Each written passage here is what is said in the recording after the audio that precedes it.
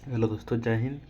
चलिए आज हम यूपी होमगार्ड जो हम क्लास कर रहे हैं उसका डे तीसरा है। ठीक है, डे 3 पढ़ने वाले हैं। इससे आगे हम पढ़ चुके हैं। आज हम क्या पढ़ेंगे? चोल साम्राज्य। क्या पढ़ेंगे दोस्तों? चोल साम्राज्य। ठीक है, चलिए आगे बढ़ते हैं। आगे क्या है? इस वंश का संस्थापक विजयलय था दोस्तों। चोल साम्राज्य वंश का संस्थापक है कौन है? विजयलय था। कौन था? विजयलय था। राजा विजयलय ने नर की श्री का उपाधि धारण की थी दोस्तों। क्वेश्चन पूछेगा नर की श्री का उपाधि धारण किसने किया था? तो राजा विजयलय ने धारण किया था दोस्तों। ठीक है, चोल साम्राज्य की राजधानी कहाँ थी? तंजौर थी दोस्तों। क्वेश्चन पूछेगा चोल साम्राज्य की राजधानी कहाँ थी? तंजौर थी। ठीक है, राज प्रथम ने श्रीलंका पर आक्रमण किया। क्या क्या था? राज प्रथम ने श्रीलंका पर आक्रमण किया और वहाँ के राजा महेंद्र पंचम को भागना पड़ा दोस्तों। वहाँ का राजा कौन था? महेंद्र पंचम। कहाँ का? श्रीलंका का। ठीक है, भागना पड़ा। राज प्रथम शैव धर्म का अनुयायी था दोस्तों। क्वेश्चन पूछेगा राम प्रथम जो है कौन धर्म का अनुयायी था? शैव धर्म का अनुयायी था। ठीक है, चलिए हम आगे बढ़ते दोस्तों। आगे क्या है? आगे तंजौर में स्थित राजा राजेश्वर मंदिर है। तंजौर में स्थित राजा राजेश्वर मंदिर को राजा राज प्रथम ने बनवाया दोस्तों। ठीक है, क्वेश्चन पूछेगा तंजौर में स्थित मंदिर किसने बनवाया है? तो राजा राजेश्वर मंदिर को राजराज प्रथम ने बनवाया था। यह मंदिर भगवान शिव को समर्पित है दोस्तों। ठीक है, चोल शासकों का राजकीय चिन्ह बाघ था दोस्तों। क्वेश्चन पूछेगा चोल शासकों का राजकीय चिन्ह क्या था? तो बाघ था। ठीक है, चोल वंश का अंतिम शासक राजेंद्र तृतीय था दोस्तों। कौन था? क्वेश्चन पूछेगा चोल वंश का अंतिम शासक कौन है? राजेंद्र तृतीय था। ठीक है, चलिए हम आगे बढ़ते दोस्तों। आगे क्या है? आगे में परमार वंश। आगे में कौन वंश है दोस्तों? परमार वंश। ठीक है, इस वंश का प्रारंभ 9वीं शताब्दी में मालवा क्षेत्र में उपेंद्र अथवा कृष्णराज द्वारा हुआ दोस्तों। ठीक है, परमार वंश जो है इस वंश का प्रारंभ 9वीं शताब्दी में मालवा क्षेत्र में उपेंद्र अथवा कृष्णराज राज दरबार में हुआ था। ठीक है, चलिए और हम आगे बढ़ते हैं। तब तक के लिए दोस्तों अगर आप मेरे चैनल पर नए हैं सब्सक्राइब कर लीजिएगा। अगर वीडियो अच्छा लगता है तो वीडियो को लाइक कर दीजिएगा और अपने दोस्तों के पास में क्या कीजिएगा? शेयर भी कर दीजिएगा। ठीक है, चलिए और हम आगे बढ़ते हैं। आगे क्या है दोस्तों? राजा भोज इस वंश का सबसे प्रतापी राजा था दोस्तों। ठीक है, चोल वंश का नए राज प्रताप का जिसने भोजपुर नगर एवं भोजपुर तालाब का निर्माण करवाया था दोस्तों। ठीक है, अब आगे क्या है? राष्ट्रकूट वंश। अब क्या है आगे? राष्ट्रकूट वंश क्या है दोस्तों? चलिए आगे बढ़ते हैं। राष्ट्रकूट वंश जो है इसका संस्थापक दंती दुर्ग था दोस्तों। कौन था? इसका संस्थापक दंती दुर्ग था। इसकी राजधानी मणिकर्ण या मानेखेत थी दोस्तों। कहाँ थी इनकी राजधानी? मणिकर्ण या मानखेत थी। इसका उत्तराधिकारी कृष्ण प्रथम था दोस्तों। इसका उत्तराधिकारी कौन था? कृष्ण प्रथम था। ठीक है, एलोरा के प्रसिद्ध कैलाश मंदिर का निर्माण कृष्ण प्रथम ने करवाया था दोस्तों। कौन क्या था? एलोरा के प्रसिद्ध कैलाश मंदिर का निर्माण कृष्ण प्रथम ने करवाया था। ठीक है, चलिए दोस्तों आगे बढ़ते हैं। आगे क्या है? पाल वंश। आज हम क्या पढ़ने वाले हैं? आगे पाल वंश है दोस्तों। ठीक है, चलिए अगला टॉपिक क्या है? पाल वंश देखते हैं। पाल वंश का स्थापना 750 ईस्वी में गोपाल ने की थी दोस्तों। कौन की थी?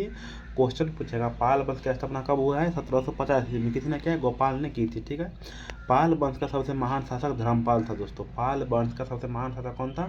धर्मपाल था। ठीक है, धर्मपाल ने विक्रमशिला विश्वविद्यालय की स्थापना की थी दोस्तों। धर्मपाल ने विक्रमशिला विश्वविद्यालय की स्थापना किसने की थी? धर्मपाल ने की थी। आगे कौन वंश है? सातवाहन वंश। अगला टॉपिक क्या है दोस्तों? सातवाहन वंश। ठीक है, सातवाहन वंश की स्थापना सिमुक ने की थी। क्वेश्चन पूछेगा सातवाहन वंश की स्थापना किसने किया? सिमुक ने की थी। सातवाहन वंश की राजधानी प्रतिष्ठान थी दोस्तों। कहाँ थी? सातवाहन वंश की राजधानी कहाँ पर थी? प्रतिष्ठान थी दोस्तों। ठीक है, चलिए हम आगे बढ़ते हैं। आगे क्या है? सातवाहन वंश की राजधानी प्रतिष्ठान थी। ठीक है, आगे देखते हैं। सातवाहन वंश का प्रमुख शासक गौतमी पुत्र सतकर्णी था दोस्तों। कौन था? सातवाहन वंश का प्रमुख शासक गौतमी पुत्र सतकर्णी था। ठीक है, सर्वप्रथम सातवाहनों ने शीशे की मुद्रा चलाई थी दोस्तों। क्वेश्चन पूछेगा शीशे की मुद्रा किसने चलाई है? तो सातवाहनों ने। ठीक है, कार्ले चैत्य या अमरावती स्तूप सातवाहनों के महत्वपूर्ण स्थापत्य कला का उदाहरण है दोस्तों। ठीक है, चलिए आगे बढ़ते हैं। इतना अच्छा नहीं है। ठीक है, इतना अच्छा बड़ा टॉपिक नहीं है।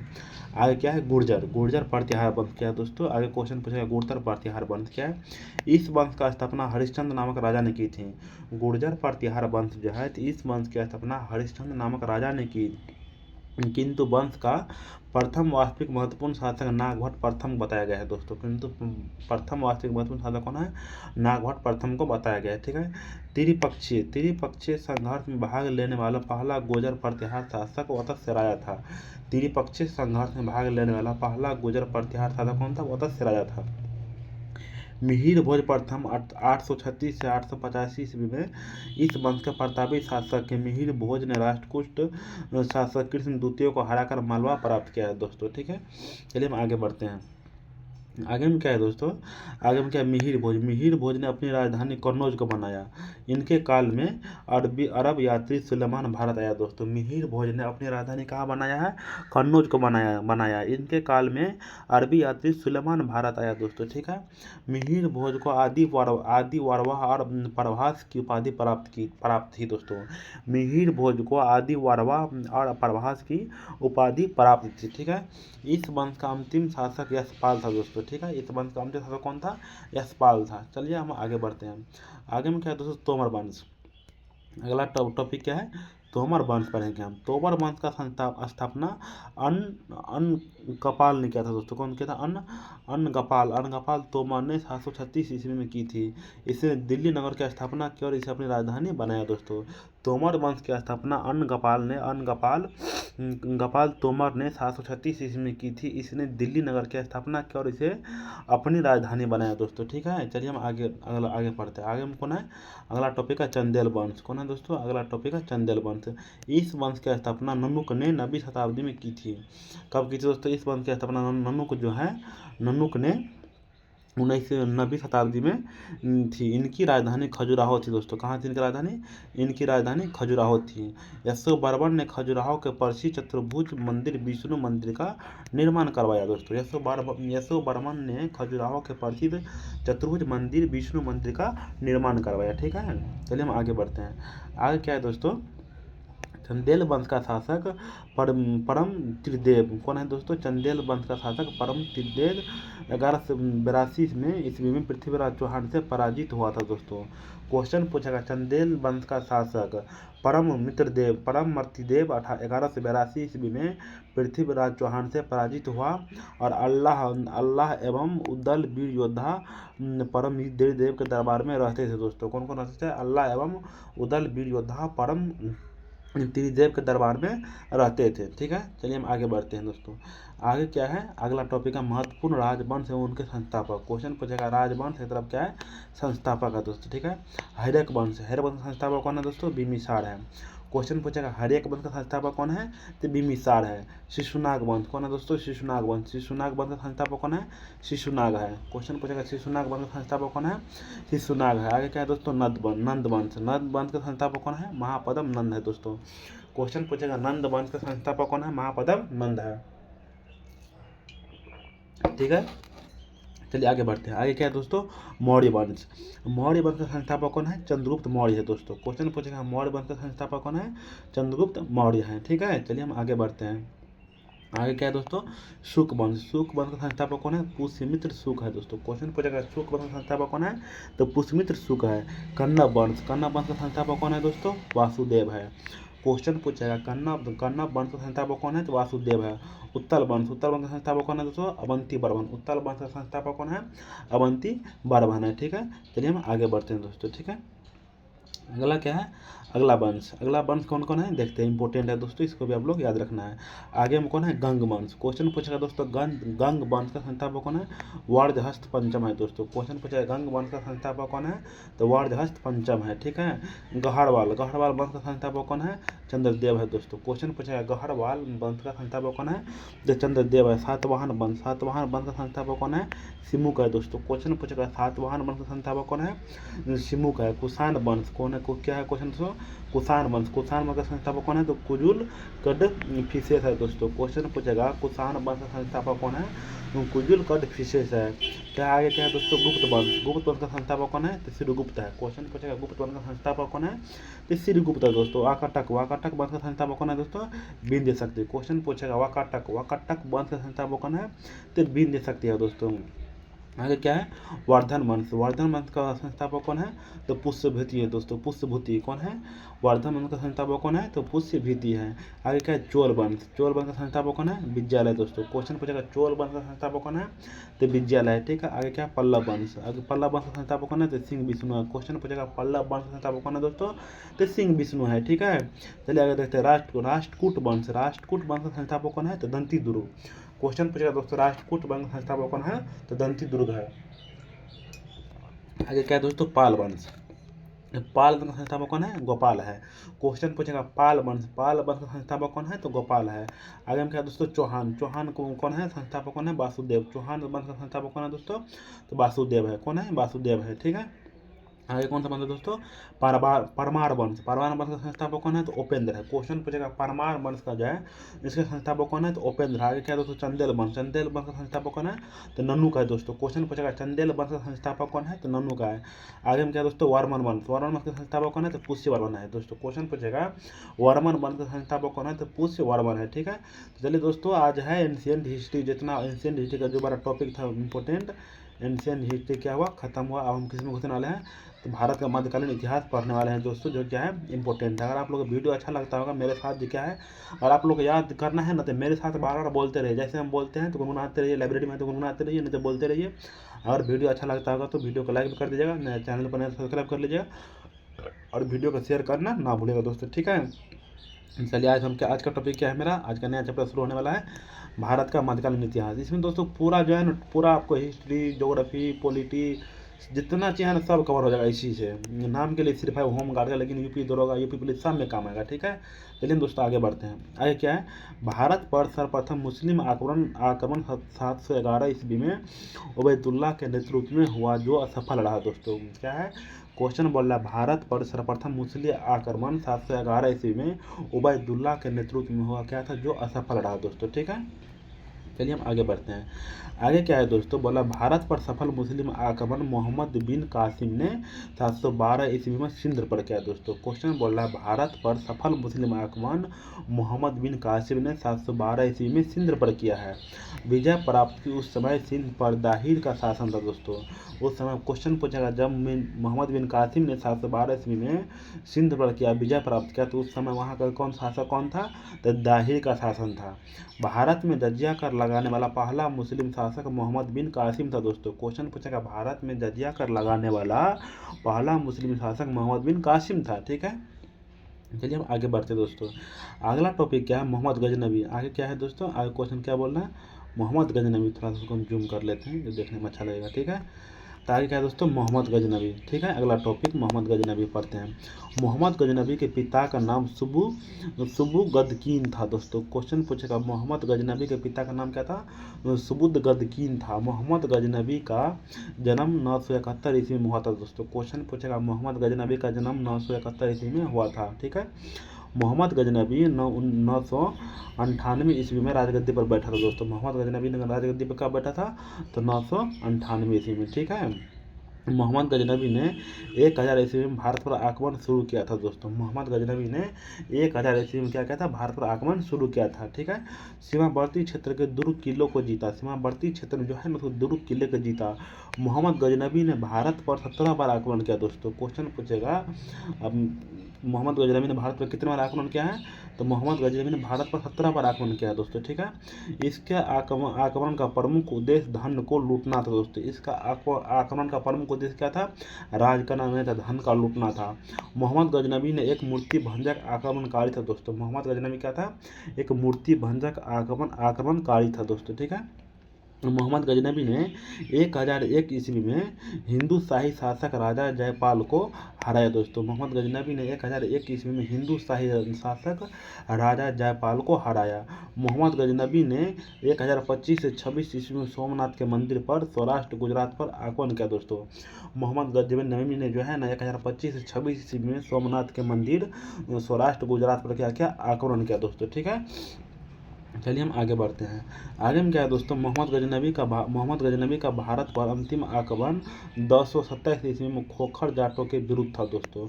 क्वेश्चन बोलेगा मोहम्मद गजनबी का भारत पर अंतिम आक्रमण 1027 ईस्वी में खोखर जाटों के विरुद्ध था दोस्तों, ठीक है।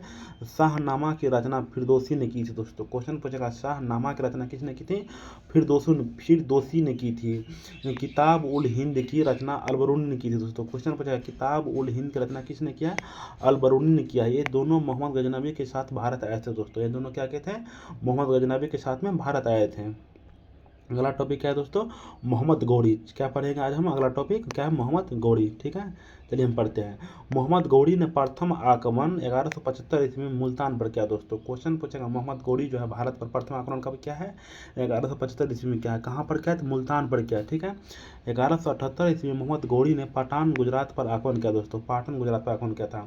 1178 ईस्वी में मोहम्मद गौरी ने पाटन गुजरात पर आक्रमण किया, जहां उसको हार का सामना करना पड़ा। दोस्तों जहां उसे क्या करना पड़ा? हार का सामना करना पड़ा। उस समय गुजरात पर मूलराज सेकंड का शासन था। दोस्तों उस समय गुजरात पर मूलराज सेकंड का शासन था। उस समय राज्य की संरक्षक नायिका देवी थी। दोस्तों उस समय राज्य की संरक्षिका कौन थी? नायिका देवी थी। दोस्तों ठीक है, चलिए हम आगे बढ़ते हैं। दोस्तों आगे में क्या है, आगे देखते हैं, जो कि दोस्तों इम्पोर्टेंट टॉपिक है। चलिए पढ़ते हैं आगे क्या है। 1191 ईस्वी में तराइन का प्रथम युद्ध मोहम्मद गौरी और पृथ्वीराज चौहान के बीच हुआ, जिससे मोहम्मद गौरी को हार हुई। दोस्तों 1191 ईस्वी में तराइन का प्रथम युद्ध हुआ, जिसमें मोहम्मद गौरी और पृथ्वीराज चौहान के बीच हुआ। दोस्तों ठीक है, जिसमें मोहम्मद गौरी की क्या हुई? हार हुई थी। ठीक है, 1192 ईस्वी में तराइन का द्वितीय युद्ध हुआ। दोस्तों 1192 ईस्वी में तराइन का द्वितीय युद्ध हुआ, जिसमें मोहम्मद गौरी की विजय और पृथ्वीराज चौहान की हार हुई। दोस्तों ठीक है, 1194 में चंदावर का युद्ध हुआ। कौन दो युद्ध हुआ? दोस्तों 1194 में चंदावर का युद्ध मोहम्मद गौरी और कन्नौज के शासक जयचंद के बीच हुआ, जिसमें मोहम्मद गौरी की क्या हुई? विजय हुई। दोस्तों 1194 में कौन युद्ध हुआ है? चंदावर का युद्ध हुआ है, इसको आप लोग याद रखिएगा। 1191 में तराइन का प्रथम युद्ध हुआ है, 1192 में तराइन का द्वितीय युद्ध हुआ है, और 1194 में कौन युद्ध हुआ है? चंदाबर का युद्ध हुआ है। किसके साथ में हुआ चंदाबर का युद्ध? मोहम्मद गौरी और कन्नौज के शासक जयचंद के क्या हुआ? शासक जयचंद के बीच हुआ, जिसमें मोहम्मद गौरी की क्या हुई? दोस्तों विजय हुई, जयचंद क्या हो गया? हार गया। ठीक है, चलिए हम आगे बढ़ते हैं। आगे क्या है दोस्तों? आगे बोला 1206 ईस्वी में मोहम्मद गौरी की मृत्यु हो गई। दोस्तों क्वेश्चन पूछेगा, मोहम्मद गौरी की मृत्यु कब हुई है? तो 1206 ईस्वी में वो मोहम्मद गौरी की मृत्यु हो चुकी है। दोस्तों ठीक है, आगे क्या बोला दोस्तों? मोहम्मद गौरी की मृत्यु के बाद उसका साम्राज्य उसके गुलामों के बीच बांट दिया गया। दोस्तों मोहम्मद गौरी की जैसे मृत्यु हुआ तो जो साम्राज्य जीता हुआ था उसको क्या किया? उसको गुलामों के बीच में बांट दिया गया। दोस्तों ठीक है, चलिए हम आगे बढ़ते हैं। आगे में क्या है दोस्तों? दिल्ली सल्तनत। आगे का टॉपिक क्या है? दिल्ली सल्तनत। ठीक है, आगे क्या? गुलाम वंश 1206 से 1290 ईस्वी तक। दोस्तों क्या है? गुलाम वंश क्या है? 1206 से 1290 ईस्वी तक है। ठीक है, गुलाम वंश की स्थापना 1206 ईस्वी में कुतुबुद्दीन ऐबक ने की। दोस्तों गुलाम वंश की स्थापना जो है 1206 ईस्वी में कुतुबुद्दीन ऐबक ने की थी। वह मोहम्मद गौरी का गुलाम था। दोस्तों क्या था? वो मोहम्मद गौरी का गुलाम था। ठीक है, कुतुबुद्दीन ऐबक ने कुतुबुद्दीन ऐबक ने मालिक व सिप सिप सिप साल सिप हसलार की उपाधि धारण की। दोस्तों कुतुबुद्दीन ऐबक ने मलिक के सिप हसलार की उपाधि धारण की। दोस्तों कुतुबुद्दीन ऐबक ने अपनी राजधानी लाहौर बनाई। दोस्तों क्वेश्चन पूछा, कुतुबुद्दीन ऐबक ने अपनी राजधानी कहाँ बनाया है? लाहौर को बनाया है। दोस्तों ठीक है, चलिए आगे बढ़ते हैं। ऐबक ने कुब्बत उल इस्लाम दिल्ली व ढाई दिन का झोपड़ा अजमेर नामक 2 मस्जिदों का निर्माण करवाया। दोस्तों ऐबक ने जो है कुतुबुद्दीन ऐबक ने कुब्बत उल इस्लाम दिल्ली में व ढाई दिन का झोपड़ा अजमेर नामक 2 मस्जिद का निर्माण करवाया। दोस्तों ठीक है, दिल्ली की कुतुब मीनार का निर्माण कुतुबुद्दीन ऐबक ने करवाया। उसने अपनी पुत्री की शादी इल्तुतमिश से की थी। दोस्तों कुतुबुद्दीन ऐबक जो है अपने पुत्री की शादी किससे किया है? इल्तुतमिश से किया है। कुतुब मीनार का निर्माण किसने कराया है? कुतुबुद्दीन ऐबक ने करवाया है। दोस्तों ठीक है, चलिए हम आगे बढ़ते हैं। आगे क्या है दोस्तों? अगला टॉपिक नालंदा विश्वविद्यालय को ध्वस्त बख्तियार खिलजी ने किया, जो कुतुबुद्दीन ऐबक का सेनापति था। दोस्तों नालंदा विश्वविद्यालय का ध्वस्त किसने किया है? बख्तियार खिलजी ने किया है, जो क्या था? कुतुबुद्दीन ऐबक का सेनापति था। ठीक है, कुतुबुद्दीन ऐबक की मृत्यु 1210 ईस्वी में चौगान पोलो खेलते हुए घोड़े से गिरकर हो गई। दोस्तों कुतुबुद्दीन ऐबक की मृत्यु कब हुआ? 1210 में। कैसे हुआ था? वो चौगान या पोलो खेलते हुए घोड़ों से गिरकर हो गई। इसे लाहौर में दफनाया गया। दोस्तों कुतुबुद्दीन ऐबक को कहाँ दफनाया गया है? तो लाहौर में दफनाया गया है। दोस्तों ठीक है, चलिए आगे बढ़ते हैं। कुतुबुद्दीन ऐबक का उत्तराधिकारी आराम शाह हुआ। दोस्तों क्वेश्चन पूछा है, कुतुबुद्दीन ऐबक का उत्तराधिकारी कौन बना है? आराम शाह हुआ है, जिसकी हत्या 1211 ईस्वी में इल्तुतमिश ने की। दोस्तों जिसकी हत्या कितने किया? 1211 ईस्वी में इल्तुतमिश ने की, और दिल्ली की गद्दी पर बैठा। दोस्तों और कहाँ बैठा है? और दिल्ली की गद्दी पर बैठा था। ठीक है, चलिए हम आगे बढ़ते हैं दोस्तों। ठीक है, आगे क्या है? इल्तुतमिश की आगे क्या है दोस्तों? थोड़ा पेन गड़बड़ा गया था, सॉरी यार। आगे क्या है दोस्तों, इल्तुतमिश को दिल्ली सल्तनत का वास्तविक संस्थापक माना जाता है। इल्तुतमिश को दिल्ली सल्तनत का वास्तविक संस्थापक माना जाता है दोस्तों, ठीक है। इल्तुतमिश ने 40 गुलामों का एक संगठन बनाया जिसे तुर्कान ए चहलगानी के नाम से जाना जाता है दोस्तों। इल्तुतमिश ने क्या किया, 40 गुलामों का एक संगठन बनाया जिसे तुर्कान ए चहलगानी के नाम से जाना जाता था। इल्तुतमिश इलबरी तुर्क था। क्या था दोस्तों, इल्तुतमिश जो है इलबरी इलबरी तुर्क था, ठीक है। चलिए हम आगे बढ़ते हैं दोस्तों। आगे क्या है, इल्तुतमिश की मृत्यु 1236 ईस्वी में हुई दोस्तों। क्वेश्चन पूछेगा इल्तुतमिश की मृत्यु कब हुआ है, तो 1236 ईस्वी में हुई है, ठीक है। इल्तुतमिश के बाद उसका पुत्र जो है रुकनुद्दीन फिरोज गद्दी पर बैठा, जो एक क्या था, अयोग्य शासक था दोस्तों। इल्तुतमिश के बाद गद्दी पर कौन बैठा है, उसका पुत्र कौन था, रुकनुद्दीन फिरोज गद्दी पर बैठा, जो एक क्या था, एक अयोग्य शासक था। तुर्की के अमीरों ने इसके गद्दी से हटा दिया और रजिया सुल्तान को 1236 ईस्वी में राजगद्दी पर बैठाया दोस्तों। तुर्की के अमीरों ने क्या किया, इसको गद्दी से हटा दिया और रजिया सुल्तान को 1236 ईस्वी में राजगद्दी पर बैठाया दोस्तों, ठीक है। चलिए आगे बढ़ते हैं, थोड़ा दोस्तों जूम कर लेते हैं, ठीक है। यस, हाँ, अब पढ़ने में मज़ा आएगा, ठीक है। चलिए आगे बढ़ते हैं। आगे क्या दोस्तों, रजिया बेगम पहली मुस्लिम महिला शासक थी जिसने शासन की बागडोर संभाली दोस्तों। रजिया बेगम जो है पहली मुस्लिम शासक थी जिसने शासन की बागडोर संभाली दोस्तों। रजिया की शादी अल्तुनिया से हुई। रजिया का हत्या 1240 ईस्वी में कैथल हरियाणा के पास डाकुओं द्वारा कर दी गई दोस्तों, ठीक है। रजिया का शादी अल्तुनिया से हुई थी और रजिया की हत्या 1240 ईस्वी में कैथल हरियाणा के पास डाकुओं द्वारा कर दी गई दोस्तों, ठीक है। बलबन का वास्तविक नाम क्या था, बहुद्दीन था दोस्तों। आगे कौन बैठा गद्दी पर, बलबन का वास्तविक नाम क्या था, बहाउद्दीन था दोस्तों, ठीक है। बलबन 1266 में दिल्ली की गद्दी पर बैठा दोस्तों। क्वेश्चन पूछेगा, बलबन जो है गद्दी पर कब बैठा, दिल्ली गद्दी पर 1266 ईस्वी में दिल्ली की गद्दी पर बैठा। बलबन ने दिल्ली को मंगोलों का आक्रमण से बचाया दोस्तों। बलबन ने क्या किया था, दिल्ली को मंगोलों से आक्रमण से बचाया था दोस्तों, ठीक है। बलबन ने जिले इलाही की उपाधि धारण की दोस्तों। बलबन ने क्या चीज़ धारण की थी, जिले इलाही की उपाधि धारण की थी। क्वेश्चन पूछेगा, बलबन ने क्या चीज़ उपाधि धारण की थी, जिले इलाही का उपाधि धारण की थी दोस्तों, ठीक है। बलबन ने 40 गुलामों को संगठन का विनाश कर दिया दोस्तों। बलबन ने क्या किया था, 40 गुलामों का संगठन क्या विनाश कर दिया था दोस्तों, ठीक है। बलबन ने सीता और पैबोस नामक प्रथा चलाई दोस्तों। बलबन ने क्या किया था, सीता और पैबोस नामक प्रथा किसने चलाई है, बलबन ने फारसी त्यौहार नवरोज मनाने की प्रथा आरंभ की दोस्तों। बलबन ने जो है फारसी त्यौहार नवरोज मनाने की क्या की प्रथा आरंभ की दोस्तों, ठीक है। चलिए हम आगे बढ़ते हैं। आगे में क्या है दोस्तों, खिलजी वंश। अगला टॉपिक क्या है, खिलजी वंश। इसका शासनकाल कब से है, 1290 से 1320 ईस्वी तक है दोस्तों। खिलजी वंश का शासनकाल कब से है, 1290 से 1320 ईस्वी तक है, ठीक है। खिलजी वंश का स्थापना 1290 ईस्वी में जलालुद्दीन फिरोज खिलजी ने की। किलो खड़ी को अपनी राजधानी बनाया दोस्तों, ठीक है। खिलजी वंश का शासनकाल कब से है, 1290 से 1320 ईस्वी तक है। खिलजी वंश की स्थापना 1290 ईस्वी में जलालुद्दीन फिरोज खिलजी ने की, इसने किलो खड़ी को अपनी राजधानी बनाया दोस्तों, ठीक है। चलिए हम आगे बढ़ते हैं। आगे क्या है दोस्तों, अगला टॉपिक, अगला उसी के बारे में बोल रहा है, आगे पढ़ते हैं, ठीक है। चलिए आगे बढ़ते हैं। आगे क्या है दोस्तों, अलाउद्दीन खिलजी ने 1296 ईस्वी में अपने आप को सुल्तान घोषित किया दोस्तों। अलाउद्दीन खिलजी जो है 1296 ईस्वी में क्या किया, अपने आप को सुल्तान घोषित किया था। अलाउद्दीन खिलजी ने बेईमानी को रोकने के लिए मूल्य नियंत्रण प्रणाली या बाजार नियंत्रण प्रणाली की व्यवस्था की दोस्तों। अलाउद्दीन खिलजी ने बेईमानी को रोकने के लिए मूल्य नियंत्रण प्रणाली या बाजार नियंत्रण प्रणाली की क्या की थी, व्यवस्था की थी, ठीक है। चलिए दोस्तों हम आगे बढ़ते हैं।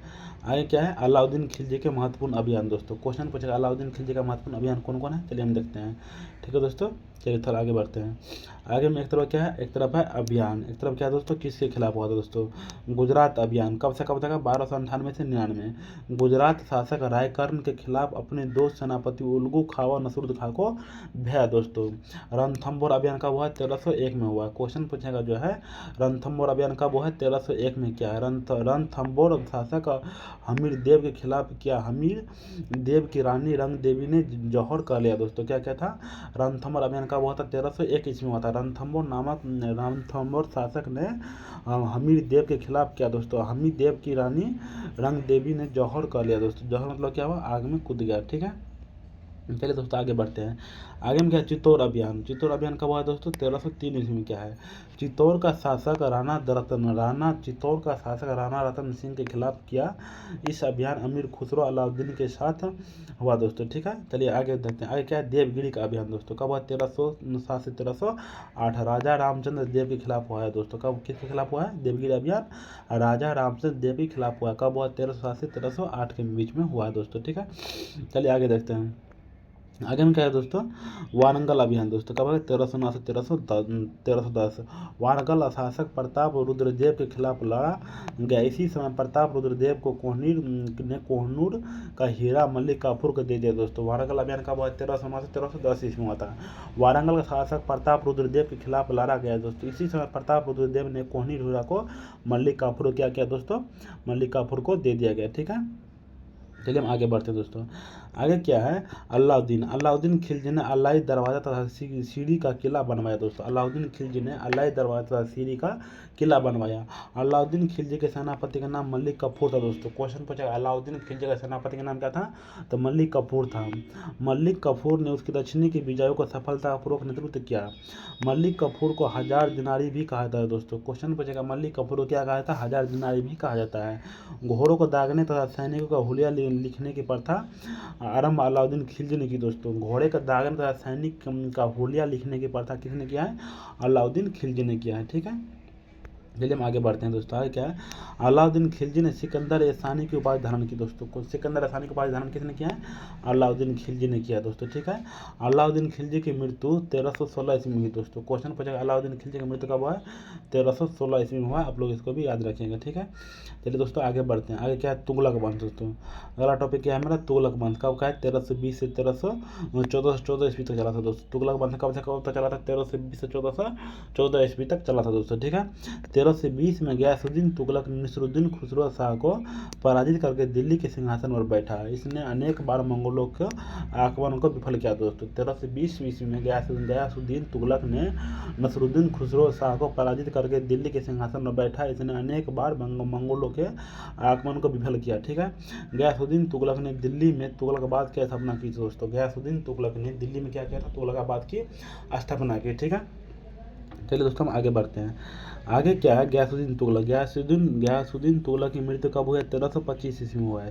ठीक है, ईस्वी में हुआ है, जिसमें जौना खां द्वारा निर्मित लकड़ी के महल के नीचे दबकर हो गई दोस्तों। गयासुद्दीन तुगलक की मृत्यु कब हुआ है, 1325 ईस्वी में हुआ था। जैना खां द्वारा निर्मित लकड़ी के महल के नीचे दबकर क्या हो गया, मर गया। ठीक है, आगे पढ़ते हैं दोस्तों। मोरक्को यात्री इब्न बतूता मोहम्मद बिन तुगलक के दरबार में 1333 ईस्वी में आया। इब्न बतूता ने रेहला नामक पुस्तक लिखी दोस्तों। मोरक्को यात्री कौन है, इब्न बतूता। मोरक्को यात्री कौन था, इब्न बतूता था। मोहम्मद बिन तुगलक के दरबार में 1333 ईस्वी में आया। इब्न बतूता ने रेहला नामक पुस्तक लिखी दोस्तों। कौन सी पुस्तक लिखी है, रेहला नामक पुस्तक लिखी है दोस्तों। ठीक है, चलिए आगे बढ़ते हैं। आगे क्या, मोहम्मद बिन तुगलक ने दिल्ली सल्तनत की राजधानी दिल्ली से देवगिरी और दौलताबाद के हस्तांतरित की दोस्तों।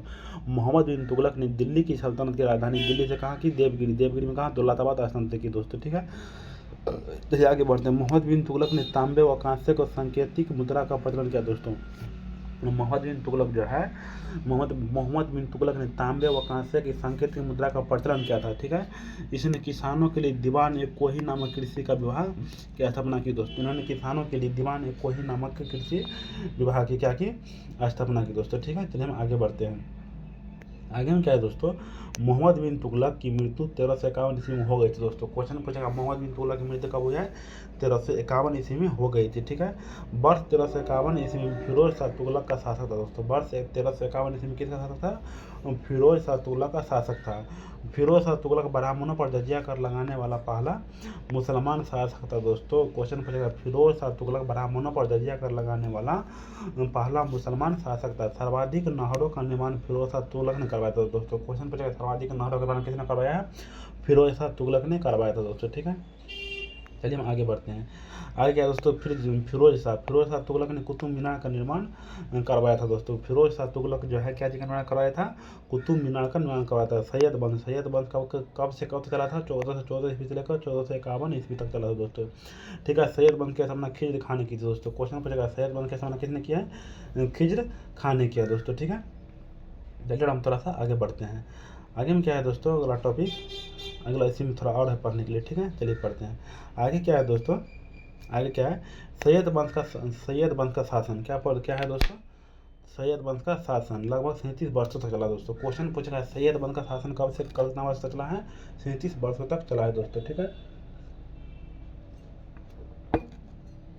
दोस्तों। और देखते हैं और क्या बोला, खिजर खान ने 1398 ईस्वी में तैमूर लग को अकबर के समान तैमूर इसकी सहायता की थी दोस्तों, ठीक है। चलिए हम आगे बढ़ते हैं। आगे क्या है दोस्तों, लोधी वंश। लोधी वंश में क्या है, थोड़ा सा दोस्तों इसको इधर कर लेते हैं, जूम कर लेते हैं, ठीक है। आगे क्या है दोस्तों, लोधी वंश। लोधी वंश कब से कब तक चला है, 1451 से लेकर के 1556 ईस्वी तक चला है दोस्तों। लोधी वंश जो है 1451 ईस्वी से लेकर के 1526 ईस्वी तक चला है, ठीक है। लोधी वंश की स्थापना बहलो लोधी ने की थी दोस्तों। क्वेश्चन पूछेगा लोधी वंश की स्थापना किसने की, बहलो लोधी ने की थी। बहलो लोधी का पुत्र निजाम खां सिकंदर लोधी ने आगरा नगर की स्थापना की 1504 ईस्वी में की थी दोस्तों, ठीक है। बहलो लोधी का पुत्र कौन था, निजाम खां सिकंदर लोधी ने आगरा नगर की स्थापना 1504 ईस्वी में की थी दोस्तों, ठीक है। चलिए हम आगे बढ़ते हैं दोस्तों। आगे क्या है, सिकंदर लोधी। सिकंदर लोधी ने आगरा को अपनी नई राजधानी बनाया दोस्तों। सिकंदर लोधी ने आगरा को अपनी नई राजधानी बनाया। सिकंदर लोधी ने भूमि मापने के लिए गज सिकंदरी पैमान जारी किया दोस्तों, ठीक है। क्या सिकंदर लोधी ने भूमि मापने के लिए गज सिकंदरी पैमान जारी किया दोस्तों, ठीक है। इब्राहिम लोधी मध्यकालीन भारत का एकमात्र सुल्तान था जो युद्ध भूमि में मारा गया दोस्तों। इब्राहिम लोधी क्या था, इब्राहिम लोधी मध्यकालीन भारत का एकमात्र सुल्तान था जो क्या हुआ, युद्ध भूमि में मारा गया दोस्तों। क्या क्या, युद्ध भूमि में मारा गया दोस्तों, ठीक है। चलिए आगे बढ़ते हैं दोस्तों। आगे में क्या, मुगल साम्राज्य, ठीक है दोस्तों। आगे में क्या है दोस्तों, मुगल साम्राज्य, ठीक है। चलिए पढ़ते हैं। आगे मुगल साम्राज्य। मुगल बाबर 1526 से 1530 ईस्वी तक दोस्तों। बाबर जो है मुगल साम्राज्य कब से कब तक था, 1526 ईस्वी से 1530 ईस्वी तक है। पानीपत का प्रथम युद्ध 1526 ईस्वी में बाबर तथा इब्राहिम लोदी के बीच हुआ जिसमें बाबर की जीत हुई दोस्तों। पानीपत का प्रथम युद्ध कब हुआ, 1526 ईस्वी में। 1526 ईस्वी का बाबर तथा इब्राहिम लोदी के बीच हुआ जिसमें बाबर क्या हुई, जीत हुई दोस्तों, ठीक है। पानीपत का प्रथम युद्ध में पहली बार बाबर ने तुगलमा युद्ध पद्धति को प्रयोग किया दोस्तों। पानीपत के प्रथम युद्ध में पहली बार बाबर ने तुगलमा युद्ध पद्धति को प्रयोग किया था दोस्तों, ठीक है। चलिए आगे बढ़ते हैं। आगे क्या है दोस्तों, खानवा का युद्ध। आगे में क्या है, खानवा का युद्ध कब हुआ था, 1527 ईस्वी में बाबर और राणा सांगा के बीच हुआ दोस्तों। इस युद्ध में बाबर की जीत हुई थी जिसमें गाजी की उपाधि धारण की थी और जिहाद का नारा दिया था दोस्तों। खानवा का युद्ध कब हुआ था, 1527 ईस्वी में हुआ था। बाबर और राणा सांगा के बीच हुआ। इस युद्ध में बाबर की जीत हुई तथा अपनी गाजी की उपाधि धारण की तथा जिहाद की नारा दिया था दोस्तों, ठीक है। चलिए हम आगे बढ़ते हैं। आगे में क्या है दोस्तों, चंदेरी का युद्ध 1528 ईस्वी में बाबर और मेदिनी राय के बीच, इसमें बाबर की जीत हुई दोस्तों। चंदेरी का युद्ध कब हुआ, चंदेरी का युद्ध 1528 ईस्वी में बाबर और मेदिनी राय के बीच हुआ, इसमें बाबर की जीत हुई दोस्तों, ठीक है। घगर का युद्ध कब हुआ था, 1529 ईस्वी में बाबर और बंगाल तथा बिहार के संयुक्त अफगान सेना के बीच हुआ दोस्तों, ठीक है। घाघरा का युद्ध 1529 ईस्वी में बाबर और बंगाल तथा बिहार के संयुक्त अफगान सेना के बीच हुआ, इसमें बाबर क्या हुई, जीत हुई दोस्तों, ठीक है। बाबर ने अपनी आत्मकथा तुर्क के बाबरी का तुर्की भाषा में लिखा दोस्तों। बाबर ने अपनी आत्मकथा क्या लिखा, तुर्क के बाबरी को तुर्की भाषा में लिखा दोस्तों, जिसका अनुवाद फारसी भाषा में अब्दुल रहीम खाने खाना ने बाबर नामा के रूप में किया दोस्तों। जिसका फारसी में अब्दुल रहीम खाने खाना ने बाबर नामा के रूप में किया दोस्तों, ठीक है। चलिए हम आगे बढ़ते हैं। आगे में क्या दोस्तों, बाबर का शव आराम बाग या आगरा में रखा गया किंतु बाद में काबुल अफगानिस्तान ले जाकर दफनाया गया दोस्तों। बाबर का शव कहाँ रखा गया, आराम बाग या आगरा में रखा गया किंतु बाद में काबुल अफगानिस्तान में ले जाकर क्या दोस्तों, दफनाया गया था दोस्तों, ठीक है। हुमायूं कब से कब था, 1530 से 1540 तथा 1555 से 1556 दोस्तों। हुमायूं का शासन कब से कब था, 1530 से 1540 और 1555 से 1556, ठीक है दोस्तों। हुमायूं प्रथम बार 1530 में गद्दी पर बैठा दोस्तों। हुमायूं ने प्रथम बार जब कब बैठा गद्दी पर, 1530 में गद्दी पर बैठा है दोस्तों, ठीक है। हुमायूं ने 1531 में कालिंजर पर प्रथम आक्रमण किया दोस्तों। हुमायूं ने 1531 ईस्वी में कालिंजर पर प्रथम आक्रमण किया, ठीक है। चौसा का युद्ध 1539 ईस्वी को हुमायूं तथा शेरशाह की सूरी के बीच हुआ दोस्तों। इस युद्ध में शेरशाह सूरी की जीत हुई थी।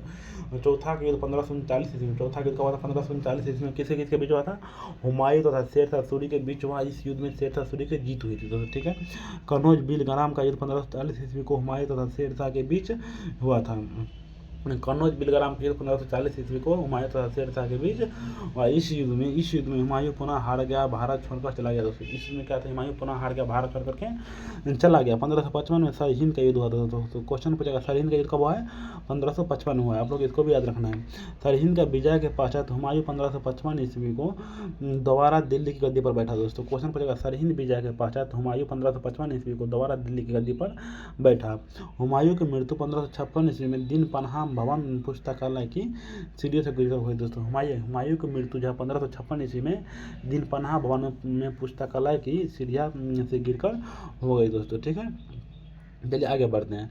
आगे क्या है दोस्तों, अकबर कब से कब होता है, 1556 से 1605 ईस्वी तक। अकबर कब से कब होता है, अकबर का शासनकाल 1556 से 1605 ईस्वी तक है दोस्तों। ठीक है, अकबर का जन्म 1542 ईस्वी अमरकोट का राजा राणा बीरसाल के महल में हुआ दोस्तों। अकबर का जन्म 1542 ईस्वी में कब हुआ था, अकबर का जन्म कब हुआ था, 1542 ईस्वी में हुआ था, और इसमें अमरकोट का राजा राणा बीरसाल के महल में हुआ था दोस्तों। ठीक है, अकबर का राज्याभिषेक 13 वर्ष की आयु में 1556 ईस्वी में कालानौर में हुआ दोस्तों। अकबर का जो है राज्याभिषेक 13 वर्ष की आयु में 56 वर्ष ईस्वी में कालानौर में हुआ। ठीक है, अकबर निरपक्ष अनपढ़ या तथा बैरम खां को खाना की उपाधि दी गई दोस्तों। अकबर जो है निरक्षर अनपढ़ था। अकबर क्या था, अकबर निरक्षर अनपढ़ था। बैरम खां को खाने की उपाधि दी गई, जिसमें बैरम खां 1556 से 1560 ईस्वी तक अकबर का संरक्षित रहा दोस्तों। ठीक है, तो चलिए दोस्तों आज का वीडियो को हम यहीं पर ख़त्म करते हैं। अगर आप लोग को वीडियो अच्छा लगा होगा क्या कीजिएगा, जब वीडियो अच्छा लगता होगा, अगर हिस्ट्री क्लास पढ़ने में मजा आता होगा तो क्या कीजिएगा, आप लोग वीडियो को लाइक कर दीजिएगा और चैनल पर नहीं तो सब्सक्राइब भी कर लीजिएगा और बेल आइकन दबा दीजिएगा और अपने दोस्त के पास में शेयर करना ना भूलिएगा। अगर आप लोग को वीडियो अच्छा लगता है तो कमेंट में क्या कीजिएगा, कमेंट बताइएगा वीडियो कैसा लगता है। ठीक है, तब तक के लिए मिलते हैं अगले वीडियो, तब तक के लिए बाय दोस्तों। ठीक है, जितना पढ़ाते हैं वही क्या है दोस्तों इंपॉर्टेंट है, आप लोग इसको भी याद रखना है।